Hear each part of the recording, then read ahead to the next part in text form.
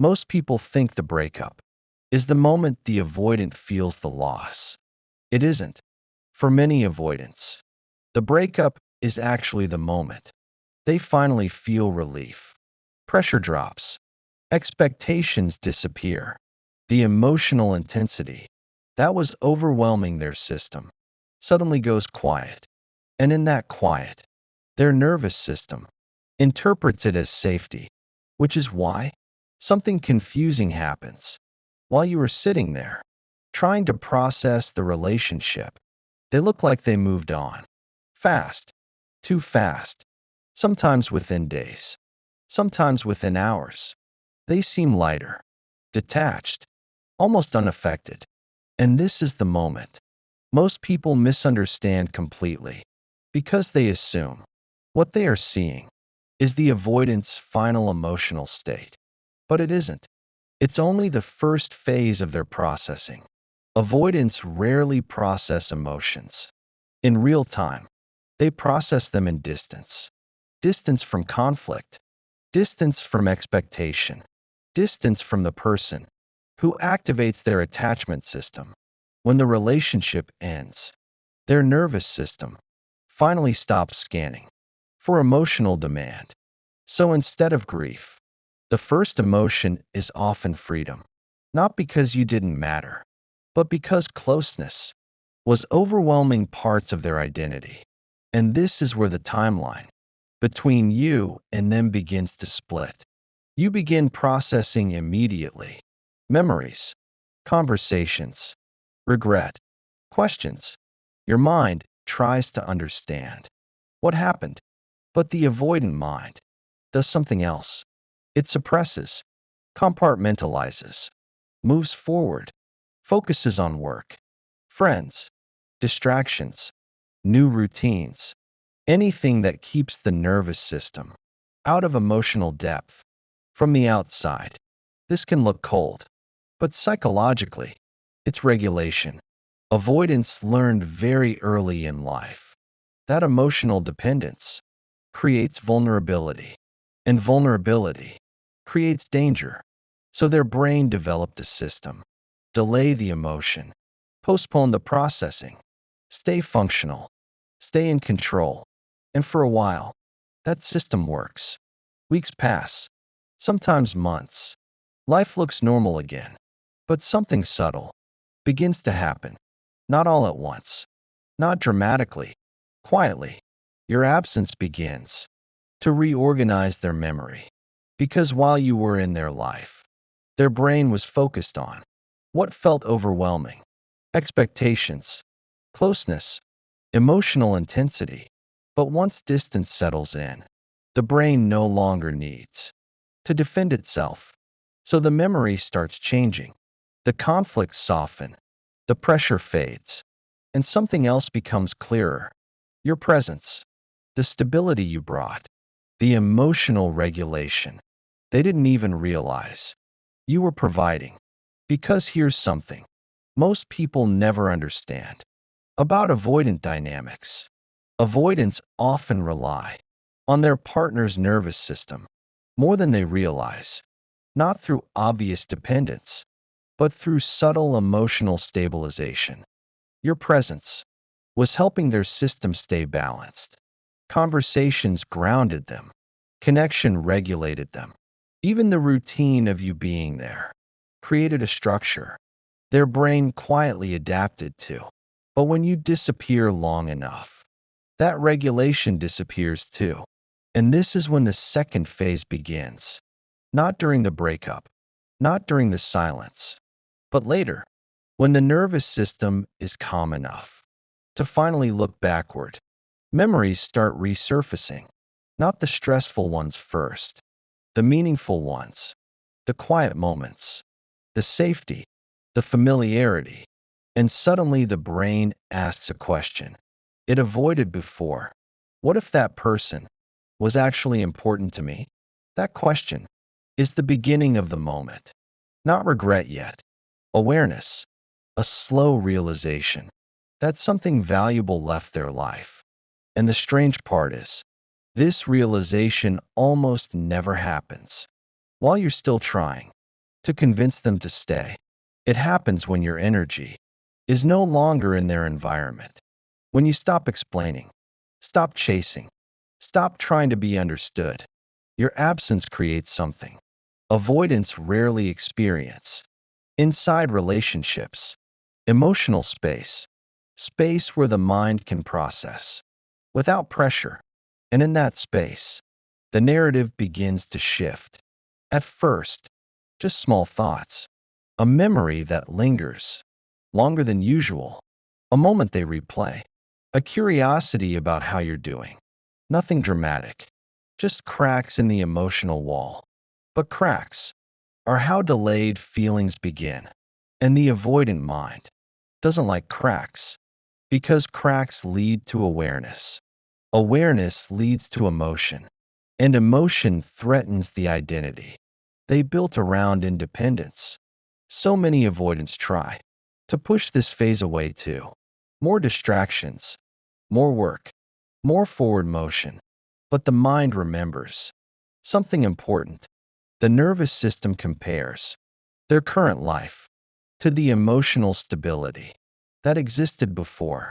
And slowly, the absence stops feeling like freedom and starts feeling like loss. Not the dramatic movie kind, something quieter, heavier, harder to ignore.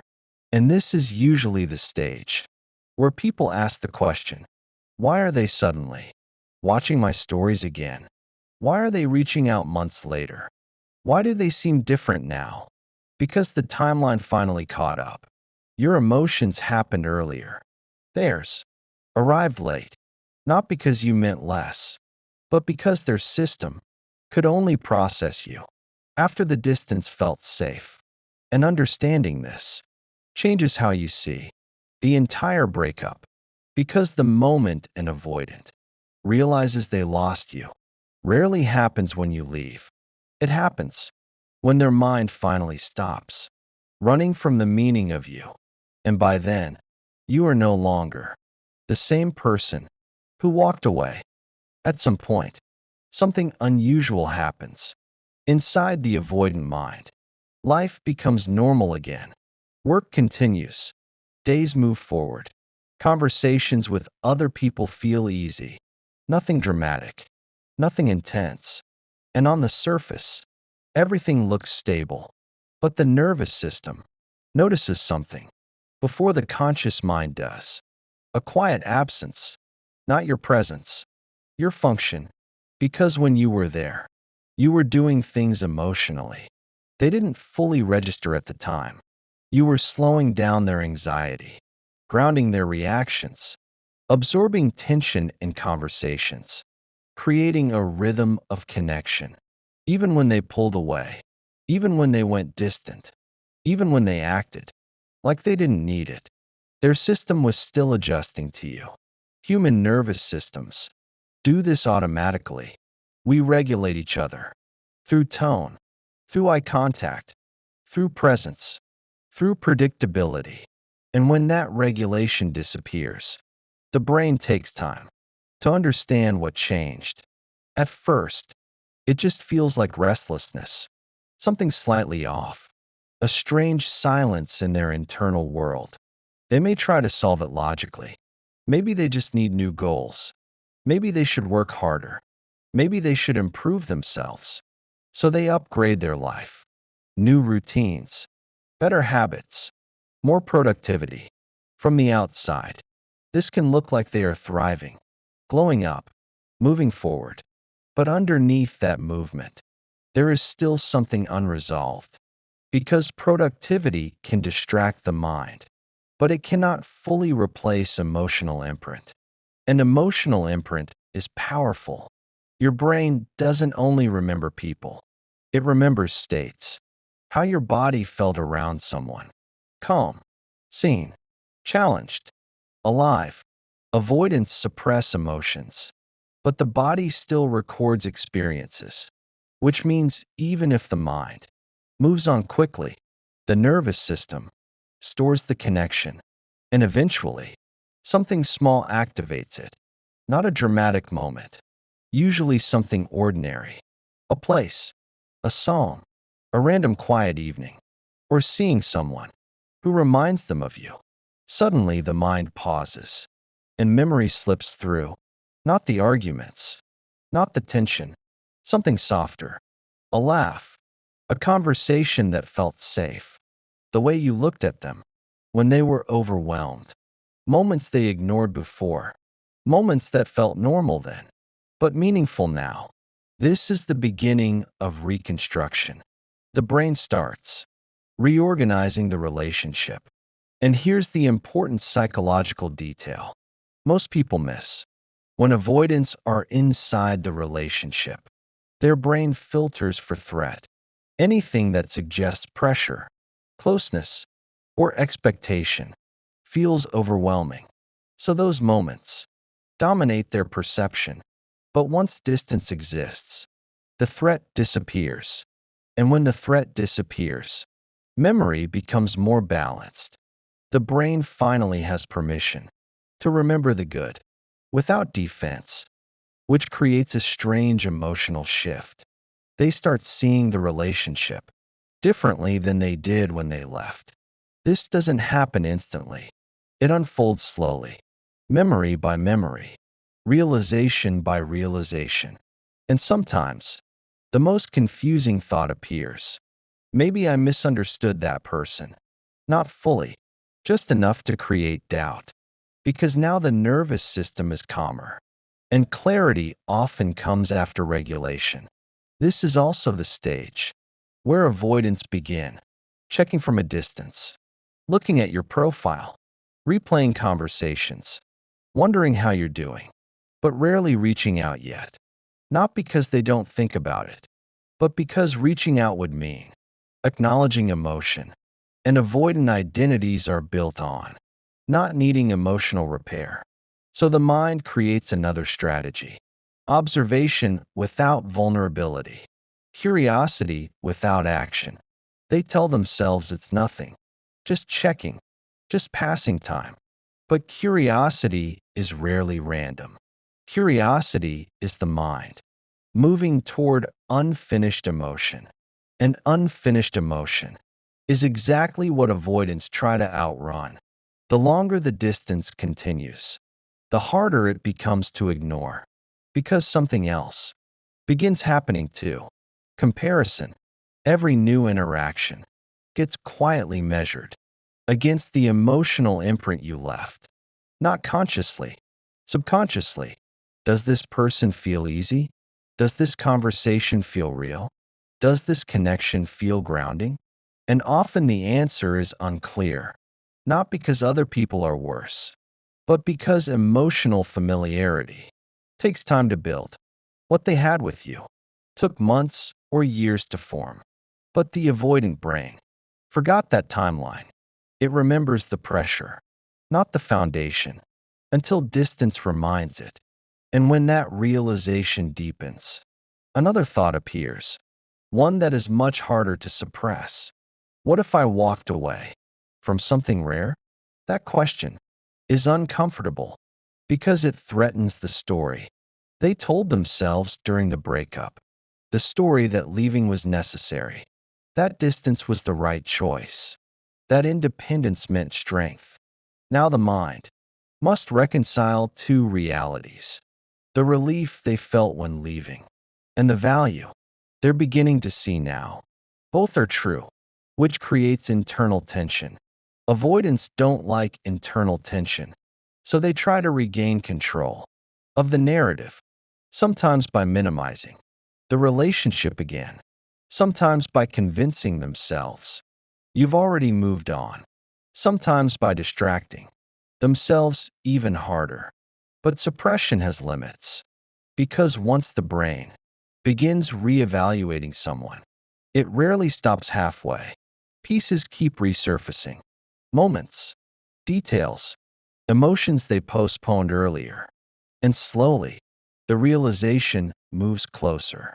Not yet the full understanding, but the edge of it, the awareness that your absence is not temporary, that you may not return the same way, that the version of you who tried so hard before might no longer exist. And this is where Something shifts emotionally. Because avoidants are comfortable with distance when they believe connection is still available, but uncertainty activates the attachment system. For the first time since the breakup, the mind asks a question it avoided before. What if I can't access that person anymore? That thought changes everything, not immediately, but internally, because now the nervous system no longer sees the breakup as a release. It begins seeing it as a risk, and risk activates awareness. Awareness activates feeling, and feeling is exactly what the avoidance system has been postponing since the beginning, which is why the moment they realize they lost you is rarely dramatic. It's gradual, like a slow sunrise in the mind. First curiosity, then memory, then comparison, then doubt, and eventually, a quiet understanding. Something meaningful ended, and they didn't fully see it when it happened. But by the time that realization reaches the surface, something else has usually changed too. You. Because while their emotions were delayed, your healing was already in motion. Your nervous system was learning to live without waiting, without analyzing their silence, without holding space for their uncertainty. And the strange paradox of avoidant dynamics is this: the clearer the loss becomes to them, the more stable you often become without them, which creates the exact tension their system doesn't know how to handle, because now the person they finally understand is no longer standing in the same place. And that is usually when the story enters its most unexpected phase. By the time the avoidant mind reaches this stage, something subtle has already shifted. The story they told themselves about the breakup is no longer perfectly stable. At first, they were certain. Leaving felt logical, necessary, even relieving. Distance meant control. Space meant safety. But now a second narrative has begun forming quietly underneath the first one, and the two stories don't match. One says, I needed to leave. The other whispers, maybe I misunderstood what I had. That internal contradiction is extremely uncomfortable for the avoidant psyche because their identity depends on certainty, not emotional certainty, but self-justification. If they admit they lost something meaningful, then they must also face something deeper: the possibility that closeness was never the real threat.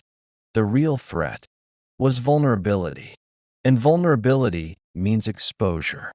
Exposure means their protective system may have sabotaged something valuable. That realization takes time to surface, sometimes months, sometimes longer. But once the mind begins reconstructing the past, it starts noticing details that didn't seem important before. The way you tried to understand them, the patience you had during their distance, the moments you didn't react when most people would have. At the time, those things felt normal, even expected, but distance changes perspective. Now those same moments look rare because most connections don't survive emotional unavailability for long. Most people walk away much earlier, which slowly introduces a difficult truth into their awareness. You stayed longer than most would have, and the avoidant brain struggles with this realization for a specific reason.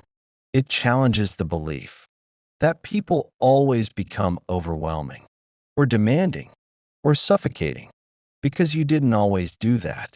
Yes, there were moments of tension, moments where you wanted clarity, moments where you asked for reassurance. But now the brain sees those moments differently, not as pressure, but as attempts at connection, which reframes the entire relationship. And when that reframing begins, the avoidance system does something interesting. It starts running simulations. What if I handled things differently? What if I communicated more? What if I didn't pull away that time? These thoughts don't appear all at once. They arrive in fragments, often late at night or during quiet moments. Because avoidants spend most of their life staying ahead of emotion, they move forward quickly. New goals, new distractions, new environments. But reflection tends to arrive when movement slows down, and reflection is where delayed attachment feelings live. This is also where regret can begin forming. Not loud regret, not dramatic regret, quiet regret, the kind that doesn't immediately lead to action, just a growing awareness, a subtle ache, a realization that something meaningful was misunderstood in real time. And here's the part most people never see. Avoidants don't immediately reach out, even when they feel this, because their core fear still exists. Contact reopens vulnerability. Vulnerability risks emotional exposure. So instead, the mind studies the situation from a distance, trying to determine something important. Are you still emotionally available? Or have you moved on? Because if you've moved on, reaching out becomes far more threatening. It means facing the loss directly. But if there's a possibility you still care, their nervous system feels safer approaching, not consciously, subconsciously. Attachment systems are strategic, even when we don't realize it. So they observe, they watch patterns, they notice changes. If you appear calmer, less reactive, more grounded, it creates a strange psychological pull because the version of you they remember was deeply invested in them. If that investment looks different now, their mind becomes curious. What changed? And curiosity is one of the strongest forces in human psychology. Curiosity pulls attention back toward unfinished emotional experiences, especially ones that once felt meaningful. But there's another layer here that many people misunderstand. Avoidants don't only miss people, they miss how those people made them feel about themselves. When someone sees them deeply, without demanding immediate change, it creates a rare emotional environment. They can exist without performing, without defending, without explaining everything, even if they didn't fully appreciate it at the time. And once that environment disappears, other connections may feel subtly different, more performative, more surface level, more controlled, which slowly highlights the emotional depth that existed with you. Again, this doesn't always lead to instant action. Avoidance moves slowly toward emotional risk, but internally, the process has already begun. Their brain is no longer focused only on escape. Now it's also evaluating loss, and loss activates something. Avoidants spend years suppressing attachment longing, not the anxious type, a quieter version, more reflective, more confusing, because they're not used to feeling it clearly. They might ask themselves questions like, was that person actually good for me? Did I leave too early? Why do I still think about them sometimes? These questions are significant, not because they mean reconciliation is guaranteed, but because they show the defensive narrative is weakening. And once the defensive narrative weakens, the emotional memory becomes stronger, which leads to another shift. Your absence becomes real, not theoretical, not temporary, real. This is often the stage where the avoidant realizes something surprising. You didn't just leave a relationship, you left an imprint. The way conversations flowed, the way conflict eventually softened, the way emotional safety slowly built. Those things don't disappear immediately. The brain keeps referencing them. And when current life doesn't recreate the same emotional signature, your memory becomes more vivid, not idealized, recognized. But there's a paradox here. The clearer you become in their mind, the less certain they are about approaching, because now the stakes feel higher. If they reach out and you respond coldly, it confirms the loss. If they reach out and you've truly moved forward, they must face the reality. That time changed things, and avoidants prefer emotional ambiguity over direct rejection. So they hesitate, sometimes longer than they should, trying to read signals from a distance. But something else is happening at the same time. While they are slowly understanding the past, you are slowly becoming someone new. Healing changes energy. People stop chasing explanations, stop analyzing mixed signals, stop waiting for emotional availability. That may never come. And when an avoidant senses that shift, it disrupts the old dynamic completely, because the relationship used to exist in a familiar rhythm. You reaching, them retreating, you trying to understand, them needing space.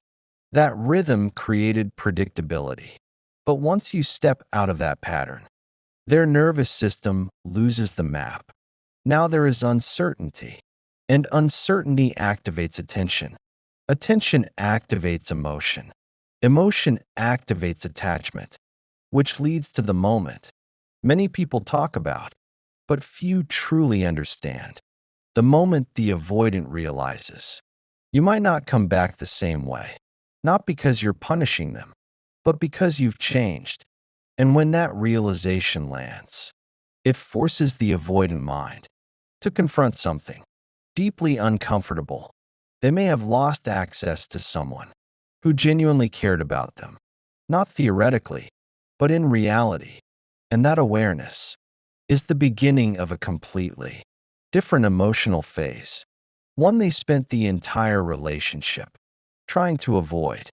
When this stage begins, the avoidant's internal world becomes surprisingly quiet, not peaceful, quiet in the way a room feels after something important has already happened, because by now, the realization has mostly formed, not dramatically, not all at once, but steadily enough that it's difficult to ignore. You are no longer just a memory connected to the breakup. You've become something more complicated, a reference point, someone their mind keeps returning to when it tries to understand connection. And this is where the avoidance identity begins to feel pressure. For a long time, their story about themselves has made sense.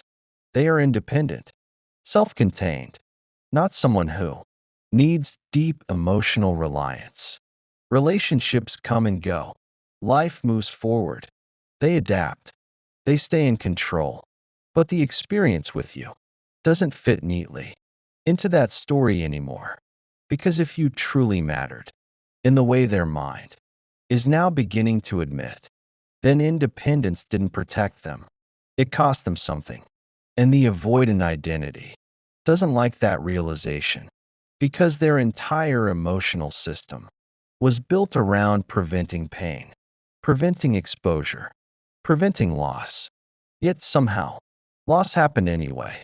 Not the dramatic kind, but the quieter version that appears later, the kind that arrives after distance, after reflection, after memory rearranges itself into something clearer. This is why people are often confused when an avoidant suddenly reappears months later. From the outside, it looks random, sudden, unexpected, but internally, the process has been unfolding slowly the entire time, thought by thought, memory by memory, until eventually the mind reaches a point where silence feels heavier than contact. That moment is important because it's the first time their nervous system is no longer trying to escape the connection. It's trying to understand it. Sometimes that leads to a message, a casual check-in, a reaction to something you posted, something small enough to protect their pride, but big enough to reopen a door. And when that happens, many people assume something simple. They finally realized my worth. But the truth is more complex. They didn't suddenly discover your value. Your value existed the entire time. What changed was their ability to see it without feeling overwhelmed. Distance gave their nervous system space. Space gave their memory clarity. Clarity created recognition. And recognition is what brings them back to the emotional moment they avoided earlier. But here's the part that matters most. By the time the avoidant reaches this realization, the timeline between both of you is no longer aligned. While they were delaying emotion, you were living it, processing it, grieving it, understanding it, and eventually growing beyond it. So when they look back toward you, they are often looking at someone different, someone calmer, less reactive, less willing to fight for someone who isn't sure about them. And that shift creates a strange emotional tension because now the person they finally understand is not standing in the same place. They left them. And for avoidance, this can be both intriguing and unsettling. Intriguing because growth creates respect. Unsettling because it removes the old dynamic they understood. You are no longer chasing, no longer proving, no longer waiting, which means the power structure inside the relationship has changed, not as a strategy, just as a result of healing.